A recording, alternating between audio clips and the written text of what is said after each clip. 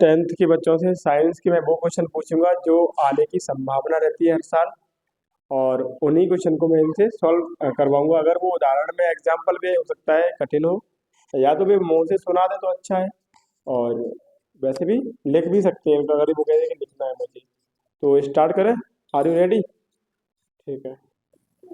पहला chapter science का है आपका रासायनिक अभिक्रिया एवं समीकरण, जो कि पूरा याद है आपको। हाँ। ठीक है, माइक को हाथ में लेते तो अच्छा रहता है ना। सुना आप सुनाओ, रासायनिक समीकरण किसे कहते हैं? रासायनिक समीकरण किसे कहते हैं? किसी भी अभिक्रिया में अभिकार को और उसके उत्पादों को रासायनिक संकेतों में लिखना रासायनिक समीकरण कहलाता है, जैसे C+O2 = CO2। रासायनिक समीकरण को संतुलित करना क्यों आवश्यक है? द्रव्यमान संरक्षण के नियमानुसार द्रव्यमान कभी नष्ट नहीं होता, ये एक रूप से दूसरे रूप में परिवर्तित हो जाता है, अर्थात किसी भी अभिक्रिया अभिकारकों और उसके उत्पादों की परमाणु संख्या बराबर होनी चाहिए, इसलिए द्रव्यमान संरक्षण नियम। संयोजन अभिक्रिया किसे कहते हैं? इस अभिक्रिया में दो या दो से अधिक अभिकारक मिलकर के एकल उत्पाद बनाते हैं। एग्जाम्पल? Example C+O2 = CO2। वियोजन अभिक्रिया किसे कहते हैं? इस अभिक्रिया में दो एकल विकारक टूट करके दो या दो से अधिक उत्पाद बनाते हैं। ओ एग्जाम्पल? जैसे कि MgO = Mg+O2। वियोजन अभिक्रिया कितने प्रकार की होती है? वियोजन अभिक्रिया 3 प्रकार की होती है: ऊष्मीय वियोजन, विद्युत वियोजन और प्रकाशीय वियोजन। विद्युत वियोजन का उदाहरण कोई, उसमें वियोजन का एग्जाम्पल? ऊष्मा के द्वारा होने वाला वियोजन ऊष्मीय वियोजन कहलाता है। FeSO3 = CaO+CO2। ठीक है। प्रकाशीय वियोजन का एग्जाम्पल? AgCl = Ag+Cl, Ag2+Cl। अगला, जब विस्थापन अभिक्रिया किसे कहते हैं? इस अभिक्रिया में अधिक क्रियाशील तत्व कम क्रियाशील तत्व को उसको यौगिक से विस्थापित कर देता है। एग्जाम्पल? Fe+CuSO4 = FeSO4+Cu। जब लोहे की कील को कॉपर सल्फेट के विलयन में डाला जाता है तो उसका रंग बदल के जाता है। जब लोहे की कील को कॉपर सल्फेट के विलयन में डाला जाता है तो लोहा कॉपर सल्फेट के विलयन से क्रिया करके आयरन सल्फेट बना लेता है और उसके कॉपर सल्फेट के नीले विलयन का रंग हरा हो जाता है और लोहे की कील पर भूरे रंग के पदार्थ की परत चढ़ जाती है, जिससे वे चमकदार न लगती है। ठीक है। द्विविस्थापन अभिक्रिया किसे कहते हैं? इस अभिक्रिया में दो या दो से अधिक अभिकारक इस अभिक्रिया में अभिकारकों के बीच आयनों का आदान प्रदान होता है और अभिक्षेप का निर्माण होता है, इसे विस्थापन अभिक्रिया कहते हैं। ठीक है। उपचयन और अपचयन अभिक्रिया के बारे में? जब किसी पदार्थ में ऑक्सीजन की वृद्धि होती है तथा हाइड्रोजन की कमी होती है उसे उपचयन अभिक्रिया कहते हैं। जब किसी पदार्थ में ऑक्सीजन की कमी तथा हाइड्रोजन की वृद्धि होती है उसे अपचयन अभिक्रिया कहते हैं। नेक्स्ट, बढ़िया। आपने जो तैयारी करी है, तो मैं कह रहा हूँ अभिक्रियाओं के जो प्रकार हैं उनमें से एक क्वेश्चन आपको देखने को मिलेगा, और हड़बड़ा के क्वेश्चन को नहीं लिखना है, बहुत आसानी से लिख देना है। ठीक है। अभिक्रियाओं के प्रकार से आपको क्वेश्चन मिलेगा, 100% मिलेगा। एग्जाम्पल मत भूल जाना, बहुत अच्छे से तैयार करना है एग्जाम्पल को। अवक्षेपण अभिक्रिया किसे कहते हैं? उदाहरण देकर समझाओ। जब किसी अभिक्रिया में अभिकारकों के आयनों के बीच अभिकारकों के बीच आयनों का आदान प्रदान होता है तो उसमें एक अवक्षेप का निर्माण होता है, उसे द्विविस्थापन या अवक्षेपण अभिक्रिया कहते हैं। बहुत अच्छा। Example? Example barium sulphate plus iron chloride, barium chloride iron sulphate equal. मन से बना लिया एग्जाम्पल। चलो, उपचयन अपचयन अभिक्रिया को समझाओ। उपचयन अभिक्रिया और अपचयन भी दोनों। उपचयन वह अभिक्रिया जिसमें ऑक्सीजन की वृद्धि तथा हाइड्रोजन की कमी होती है उसे उपचयन अभिक्रिया कहते हैं। वह अभिक्रिया जिसमें ऑक्सीजन की कमी तथा हाइड्रोजन की वृद्धि होती है उसे अपचयन अभिक्रिया कहते हैं। भूल तो नहीं आप कंफर्म? उदाहरण? हाँ, एग्जाम्पल? उपचयन C+O2 = CO2। ये किसका एग्जाम्पल है? उपचयन का। और रेडॉक्स अभिक्रिया किसे कहते हैं? वह अभिक्रिया जिसमें उपचयन तथा अपचयन अभिक्रिया दोनों एक ही समय पर की जा रही है उसे रेडॉक्स अभिक्रिया कहते हैं। उदाहरण अब लिखना पड़ेगा, मुंह से बता दो। Copper oxide plus hydrogen equal copper plus जल H2O। अच्छा, आप बताओ। ऊष्माक्षेपी तथा ऊष्मा शोषी अभिक्रिया को उदाहरण देकर समझाओ। वह अभिक्रिया जिसमें उत्पाद के निर्माण के साथ साथ ऊष्मा भी निकलती है उसे ऊष्माक्षेपी अभिक्रिया कहते हैं। ऊष्माशोषी, उदाहरण अभी बताओ। ऊष्माशोषी वह अभिक्रिया जिसमें अभिकारकों को तोड़ने के लिए ऊष्मा, विद्युत, प्रकाश की आवश्यकता होती है, उसे ऊष्माशोषी अभिक्रिया कहते हैं। ऊष्माक्षेपी अभिक्रिया CaCO3 equal CaO plus CO2। ठीक। और ऊष्माशोषी का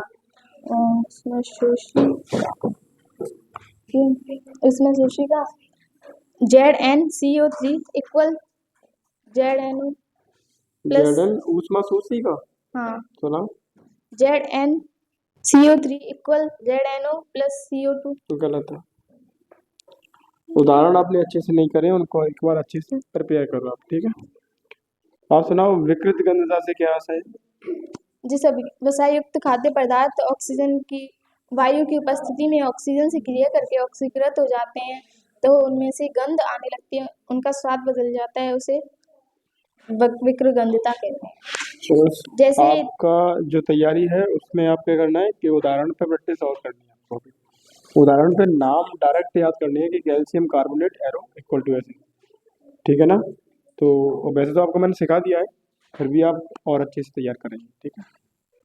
नेक्स्ट, अभी आप मैथ के क्वेश्चन में ही भूल रही थी शैलजा, अब आप बताओ संचारण किसे कहते हैं? जबकि धातु अपने आसपास अम्ल तथा आदि के आधा संपर्क में संचारित हो जाती है, इसे संचारण कहते हैं। जैसे लोहे पर जंग लगना, तांबे और चांदी की वस्तु का मलिन होना। ठीक है। क्या रासायनिक समीकरण की संतुलित कर पाएंगे आप? बैलेंस की मैं बात करूं, बैलेंस करने की, ठीक है। तो एक काम करो, श्वसन को ऊष्माक्षेपी अभिक्रिया क्यों कहते हैं? श्वसन को ऊष्माक्षेपी अभिक्रिया क्यों कहते हैं? क्योंकि श्वसन को ऊष्माक्षेपी अभिक्रिया इसलिए कहते हैं क्योंकि हमारे शरीर में उपस्थित कार्बोहाइड्रेट ग्लूकोजन से ग्लूकोज में परिवर्तित हो जाता है, परिवर्तित हो जाता है कोशिकाओं में उपस्थित माइटोकॉन्ड्रिया, कोशिकाओं में उपस्थित माइटोकॉन्ड्रिया में जाकर यह विखंडित हो जाता है। CO2 तथा जल पूरी तरह से सही से याद नहीं है। एक तरह से जब सुनाना क्वेश्चन तो कॉन्फिडेंस में आकर के सुनाते हैं, बिल्कुल भी नहीं हेजिटेशन होती है, ठीक है। धक धक हो रही होगी तुम्हारे पड़ोसी के। तुम सुनाओ द्विविस्थापन अभिक्रिया को। जिन अभिक्रियाओं के बीच तो आयनों का आदान प्रदान होता है और एक अक्षेपण का निर्माण होता है, उसे द्विविस्थापन अभिक्रिया कहते हैं। उदाहरण Na2SO4 और इक्वल BSO4 2NaCl। उदाहरण और अच्छे से करो यार। विस्थापन अभिक्रिया को उदाहरण देकर समझाओ। जिन अभिक्रियाओं में विस्थापन अभिक्रिया को उदाहरण देकर समझाओ। टावर चलेगा, इसको देखना है। टावर चलो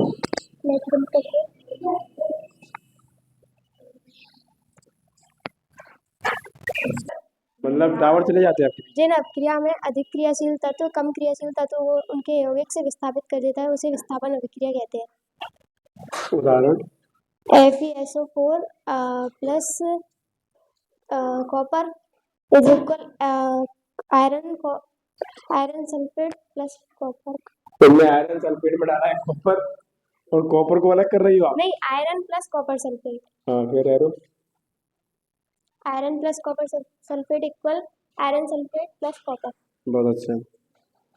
तो द्विविस्थापन अभिक्रिया में जिन अभिक्रियाओं में अभिकारकों के बीच आयनों का आदान प्रदान होता है उन्हें द्विविस्थापन या अवक्षेपण अभिक्रिया कहते हैं। NaCl BaSO4 NaSO4 plus BaCl2। चलो आदत करेगा बैलेंस इक्वेशन को सॉल्व। मैंने बोर्ड में किया है बैलेंस इक्वेशन, इसको बिना बताए और ये सॉल्व करने जा रहा है, समझाओ।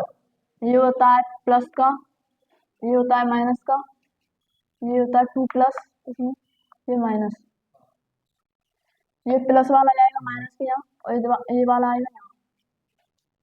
CA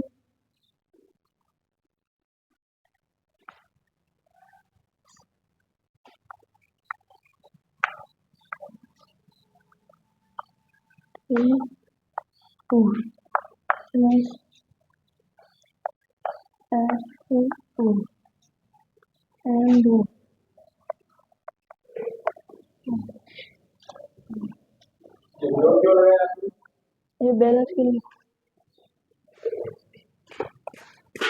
सर, यहाँ बैलेंस होगा। बैलेंस करो, बताओ कैसे।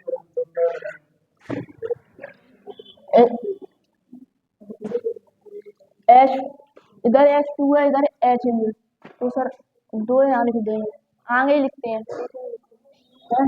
और Na2 हो गया, और कैल्शियम तो H2 4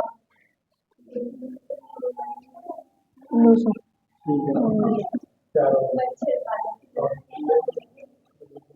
ये होता है 2 प्लस, ये होता है माइनस, ये होता है प्लस, ये होता है 2 प्लस वो माइनस, ये आएगा इधर तो ये 2SO4 ये 2SO4 प्लस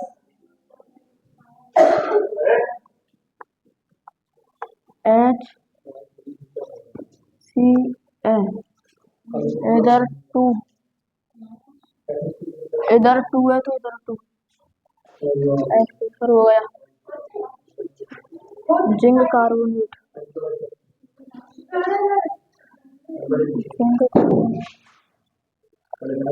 Zn2 सर यहाँ प्लस नहीं है, प्लस है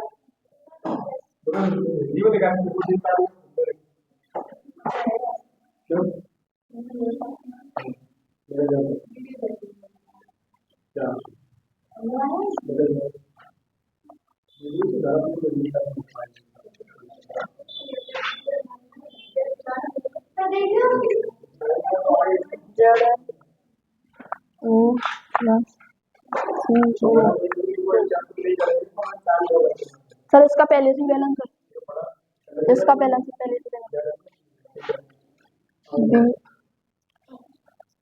2 प्लस माइनस प्लस ए 2 माइनस बी ए इधर आएगा तो बी ए SO4 2 से 2 कट गया, 2 से 2 कट गया, जे सी एन इधर 2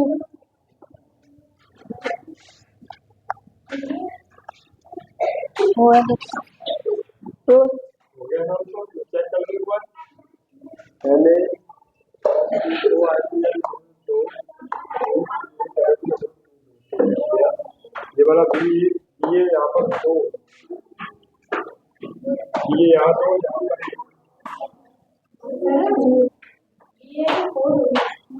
ये फॉर्मूला गलत है। हाँ अब हो गया, ये गलत लिख दिया है। ये BA4 ठीक है, H2 ठीक है, तो इसमें BSO4 PSO4 P2 सही है, बैलेंस की रेक्टल तो सही है, परंतु एक इसमें गलती कर दी, इसका फॉर्मूला बदल देता है कि BSO4 का फॉर्मूला बदल देता है।